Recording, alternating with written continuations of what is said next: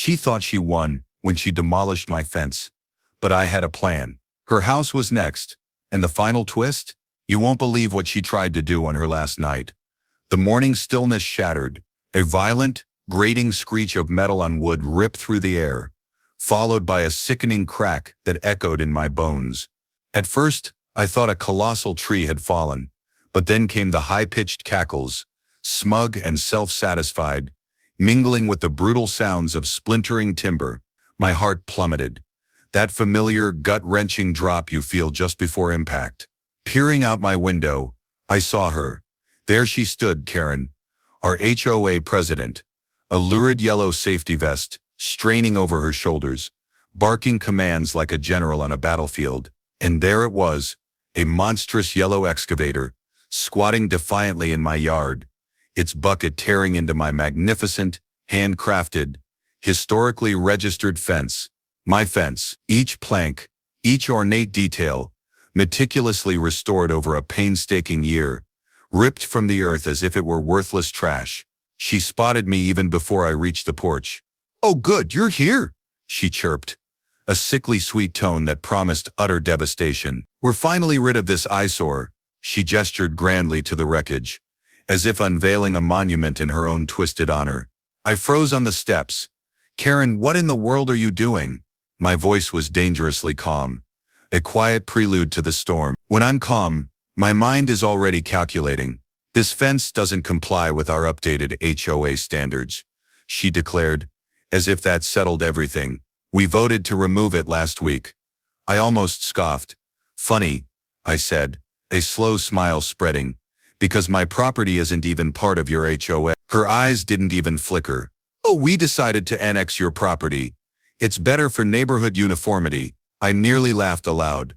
"Almost. You can't just decide that, Karen. That's not how property law works." Her smirk widened.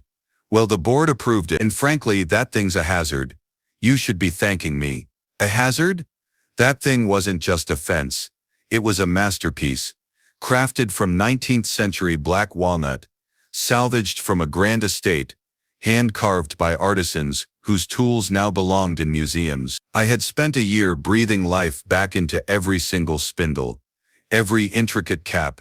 Appraisers had called it architecturally significant. Preservationists had pleaded with me to keep it intact. It wasn't just valuable, it was irreplaceable. I stepped closer until I was eye to eye with her. "Karen, if you don't stop this right now, you are going to regret it." Her smile widened, a triumphant sneer. "I've heard that one before."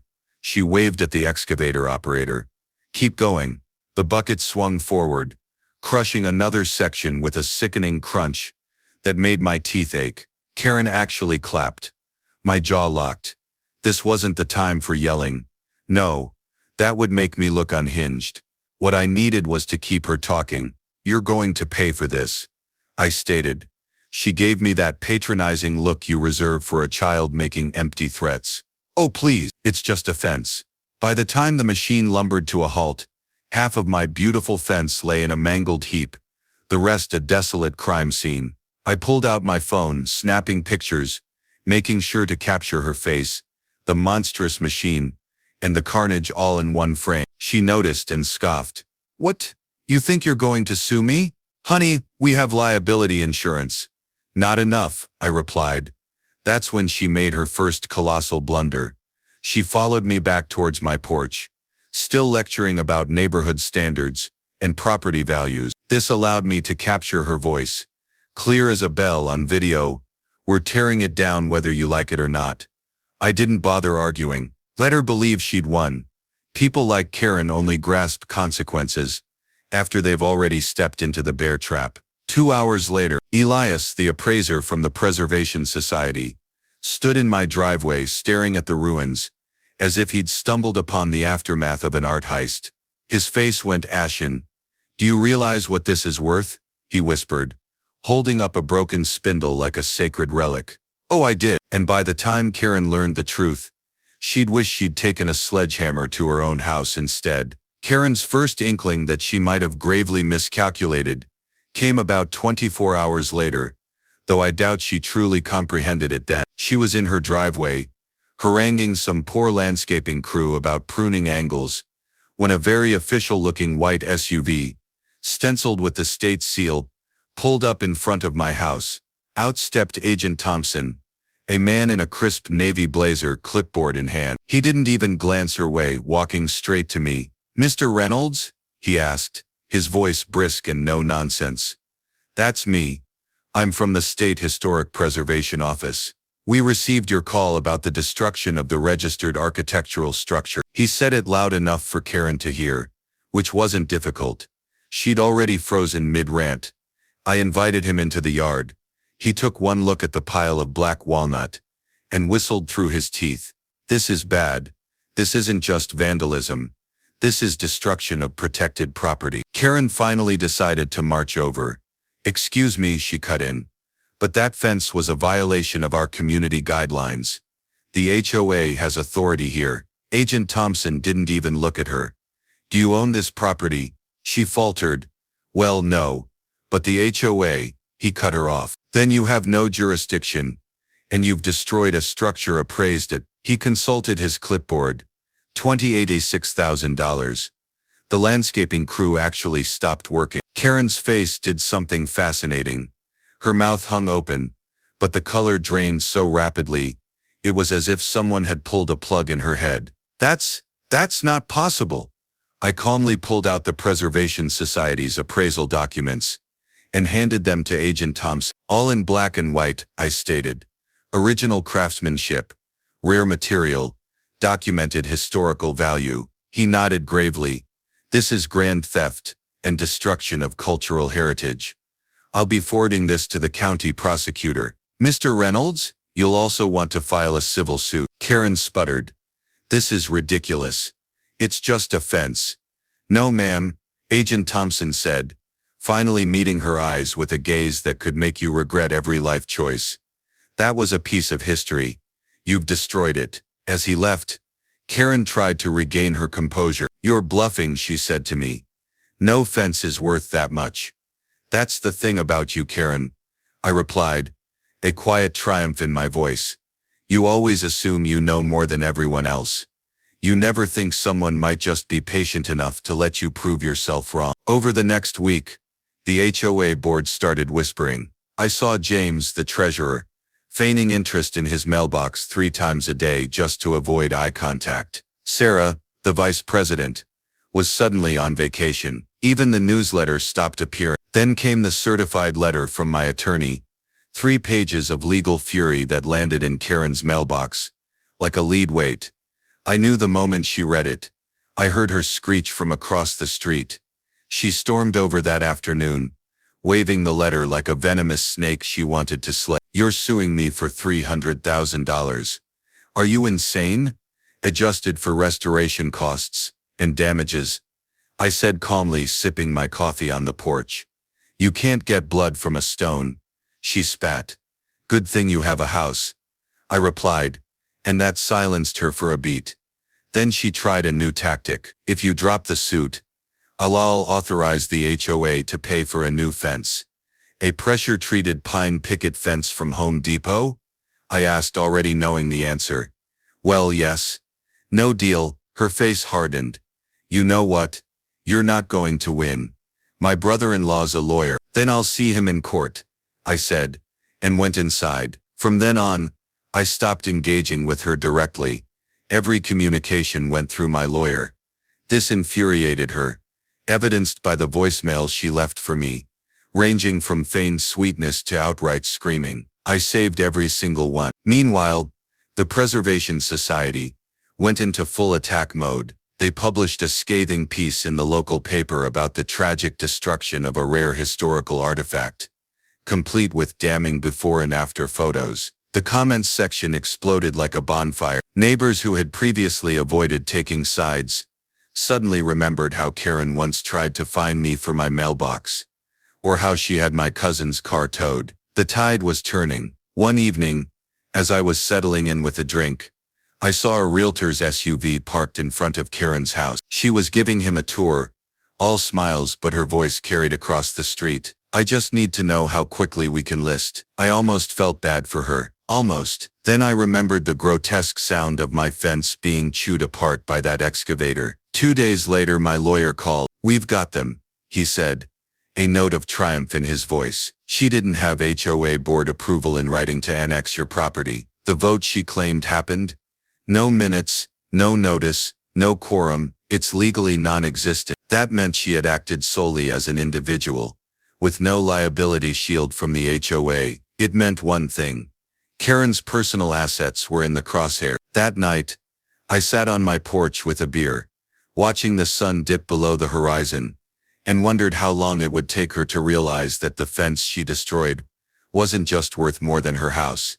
It might actually become her house. The moment Karen truly grasped that the lawsuit wasn't just a scare tactic happened on a Tuesday morning. I know this because she came pounding on my door at 8:15 a.m., as if my house were on fire. I opened it halfway, coffee in hand. There she stood, no makeup, hair unbrushed, wearing a faded sweatshirt that said HOA strong in peeling letters. She looked like someone had deflated her overnight. "You have to drop this," she blurted. No good morning, no pleasantries, just raw desperation. "Good to see you too, Karen. How's your morning?" I said, leaning against the doorframe. "I'm serious. You don't understand what's happening here." "Oh, I understand perfectly," I replied. "You demolished a structure worth almost $300,000 without permission, lied about having authority, and now you're being sued personally. That about sums it up." Her voice dropped to a whisper. "They're talking about seizing my house." I sipped my coffee slowly, letting her words hang heavy in the air. "They, my lawyer, the bank, everyone." "That's rough," I said, feigning sympathy, "but actions have consequences. You know, neighborhood standards and all." She flinched as if I'd slapped her. "If I lose my house, I'll have nowhere to go." I let a smirk tug at the corner of my mouth. "Well, maybe the HOA will annex someone else's property for you." Her eyes narrowed. "You think this is funny?" "I think it's ironic," I said. "There's a difference." She stormed off, muttering threats about how I'd regret this. But it was different from her usual bluster. There was genuine fear in it. That fear grew louder over the next week, because the court date was set, and the county prosecutor had filed a separate criminal charge for destruction of protected property. The criminal part was what truly made her sweat. Civil suits could be paid off or settled, but a conviction meant a permanent record, hefty fines, maybe even probation. The Preservation Society wasn't letting this go either. They'd gotten a local TV station interested. When the reporter showed up with a camera crew, I happily gave them a tour of the crime scene and produced photos, appraisals, and a few select clips of Karen telling the excavator to keep going. By that night, the segment was on the evening news. The anchor actually said, "In an unusual dispute between a homeowner and an HOA president," while Karen's face filled the screen, frozen mid-smirk from my video. The next morning, she tried a new approach: damage control. She sent the HOA's secretary to my door with a typed settlement offer that read like a ransom note written by a bureaucrat. It offered me replacement of fence at a value not to exceed $5,000 in exchange for dropping all claims and agreeing to a non-disparagement agreement. I laughed so hard I had to sit down. "Tell Karen I said no," I told the secretary. That afternoon, I got a call from my lawyer. "They're going to try to liquidate her assets before the court can freeze them," he said. "If she sells her house fast enough, she might avoid paying you the full amount." "Can we stop that?" I asked. Already filed the motion. The following week was a slow-motion train wreck for her. First, the judge granted the asset freeze. Then, the HOA board, finally realizing she'd acted without legal authority, held an emergency meeting and voted to remove her as president. The notice was taped to the community bulletin board, and I may or may not have strolled by just to enjoy the crowd gathered around it. Karen didn't take it well. She started pacing her front porch in the evenings, yelling on the phone about backstabbing cowards and spineless traitors. One night, she threw a ceramic planter at her own mailbox, shattering it. The real breaking point came when Dr. Elias, the appraiser I'd hired, returned to give a final valuation for the court. He brought a thick binder of documents and photos, showing comparable sales of antique black walnut fencing from historic estates, most of which were in the $15,000 to $20,000 per panel range. My fence had been nearly 50. The total number was brutal, and it didn't include the punitive damages my lawyer was pushing for. When Karen saw him walking up my driveway with that binder, she bolted out of her house. "This is harassment," she shouted. "Only if you're guilty." I called back 2 days before the hearing. Her brother-in-law, yes, the lawyer she'd bragged about, called my attorney. His voice, according to my lawyer, was somewhere between begging and bargaining. They wanted to know if we'd settle for half. I didn't even have to think about it. "Absolutely not," I said. And then the day came. Courtroom 3, County Courthouse. Karen arrived in a navy pantsuit that was supposed to look professional, but somehow made her seem even more defensive. I was in a sharp gray suit, calm as a still pond. The Preservation Society's representative sat behind me, radiating quiet satisfaction. The prosecutor started with the video of her ordering the demolition. Then came the appraisals, the property records proving I wasn't in the HOA, and the preservation registry document. Karen's defense tried to claim she'd been misinformed about my property status, but the judge didn't buy it, especially when my lawyer played the voicemail where she chillingly said, "I don't care what the law says, we're doing it." By the end of the day, the verdict was clear: guilty of willful destruction of protected property, liable for the full civil amount, plus costs. The number the judge read aloud was so astronomical, I actually saw Karen's knees buckle. As we left, she muttered, "You're ruining my life." I stopped in the doorway, turned just enough to meet her eyes, and said, "No, Karen, you did that." And I knew then that the next twist, the one she hadn't even considered, was still waiting for her in the form of a very public auction notice. The auction notice went up faster than I expected. 3 days after the verdict, there it was on the county's foreclosure listings: single-family residence, 4-bed, 3-bath, subject to court-ordered sale, proceeds to satisfy judgment. Right under it was my name, listed as the primary creditor. I didn't even have to dig for the details. The local gossip network did that for me. By lunch, I'd gotten 6 texts from neighbors with screenshots of the listing, some with celebratory emojis, others just with the single word "finally." Karen must have seen it at the same time, because the next thing I heard was her slamming her front door so hard the echo carried across the street. She stalked to her SUV, phone pressed to her ear, her voice carrying as always, "They can't do this. There has to be another way." Then she peeled out of the driveway, like the asphalt had personally insulted her. The Preservation Society called me that evening. "We've been informed the county intends to make this auction very public," their director said. "Apparently there's some community interest." "Community interest?" I repeated, amused. "You mean people are going to show up just to watch her lose?" "That's one way to put it," he said, and I could hear the smile in his voice. In the days leading up to the sale, Karen went into a sort of manic overdrive. She posted long, rambling Facebook updates about corruption in local government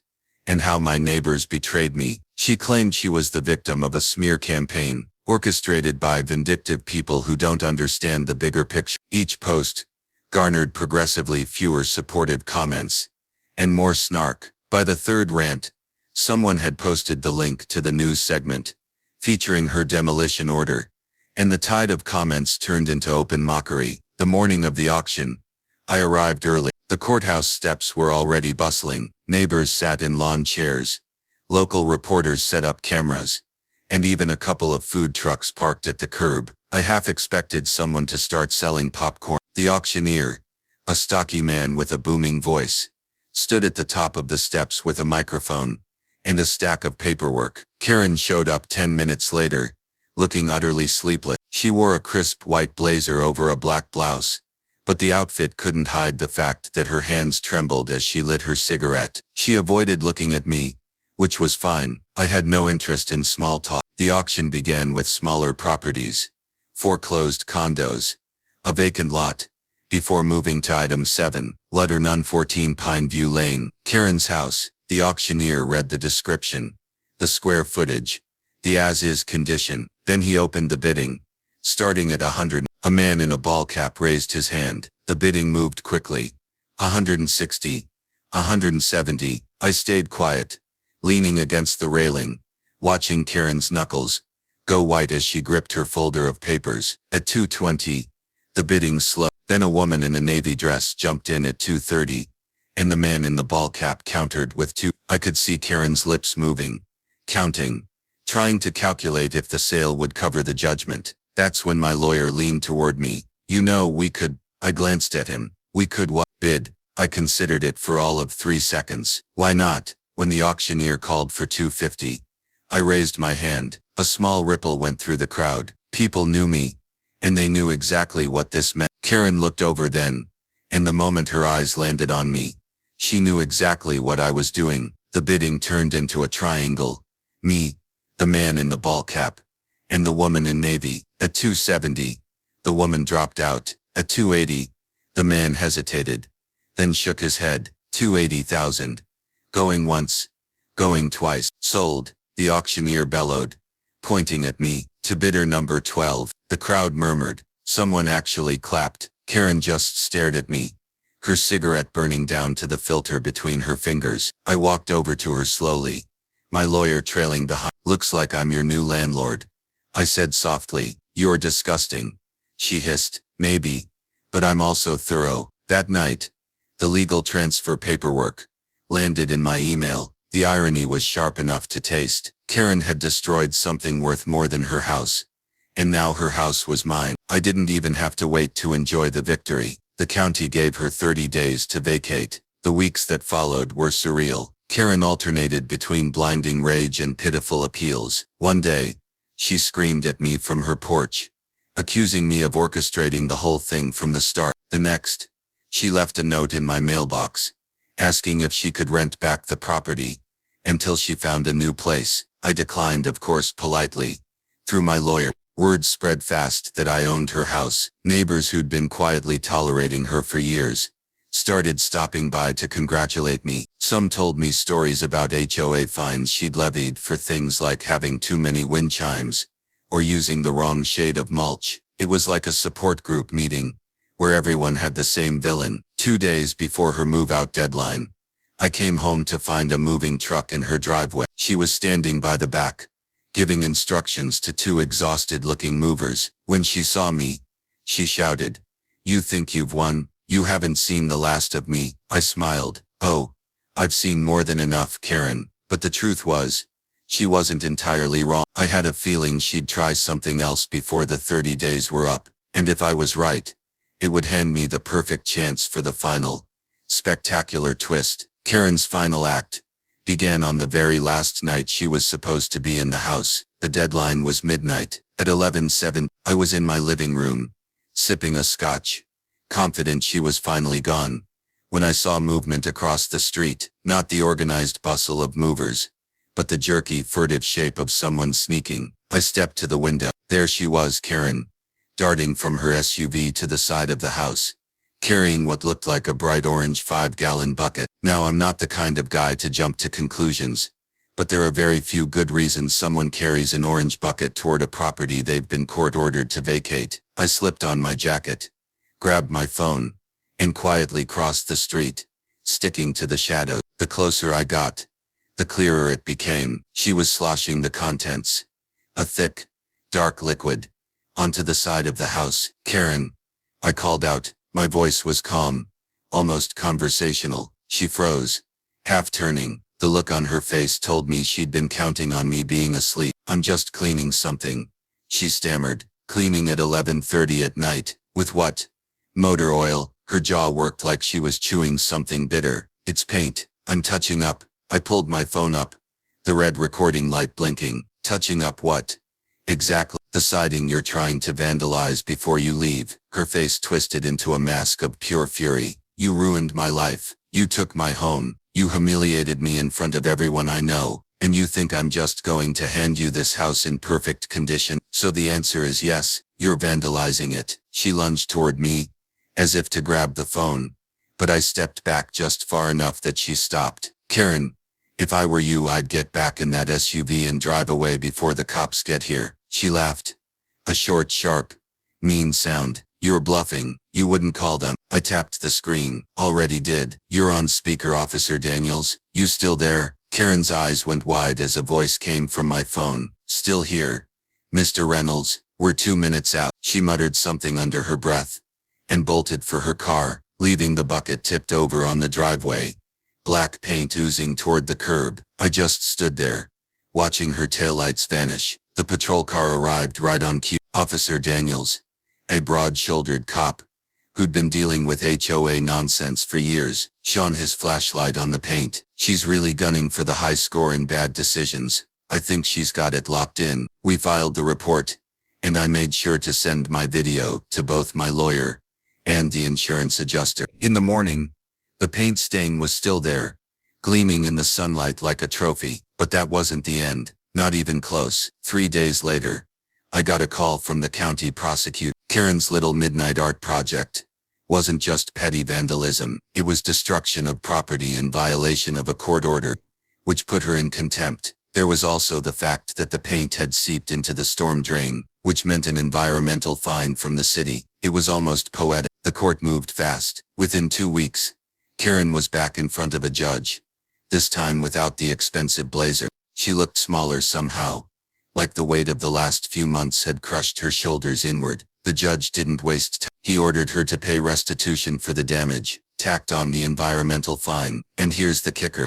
Issued a 6-month probation order, requiring her to complete community service. When the hearing ended, she shot me a look that was supposed to be venomous, but it just looked tired. I leaned in and whispered, "You could have just left quietly." Owning her former house turned out to be satisfying in ways I hadn't anticipated. The first week after the painters and cleaners were done, I rented it out to a young couple who couldn't stop talking about how happy they were to have a yard for their dog. They planted flowers along the walkway. The air felt lighter. The neighbors noticed too. People who'd spent years avoiding HOA drama suddenly came by with pies, offers to help with repairs, or just to sit on the porch and talk. It was like Karen's departure had lifted a storm cloud no one realized was suffocating them. One evening, about a month after she was gone, I was walking past the community bulletin board and saw something new pinned up, a flyer for a neighborhood improvement volunteers needed. At the bottom, in small print,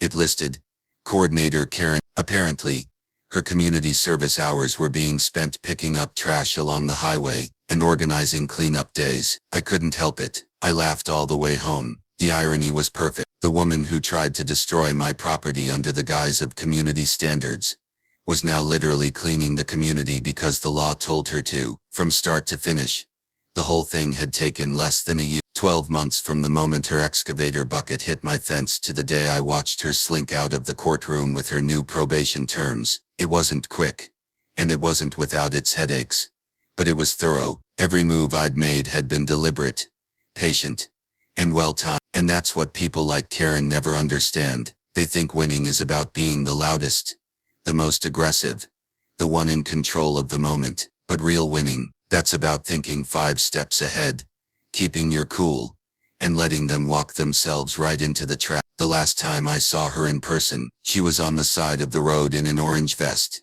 picking up litter with a grabber stick. I slowed the truck just enough for her to notice, gave her a friendly wave and drove on. I doubt she'll ever forget the sound of that excavator tearing into my fence. I know I won't, but I'll also never forget the moment I stood on those courthouse steps, holding the deed to her house, knowing that for all her bluster and power plays, the final checkmate had been mine from the very beginning. And that, I suppose, is what made it all worth it.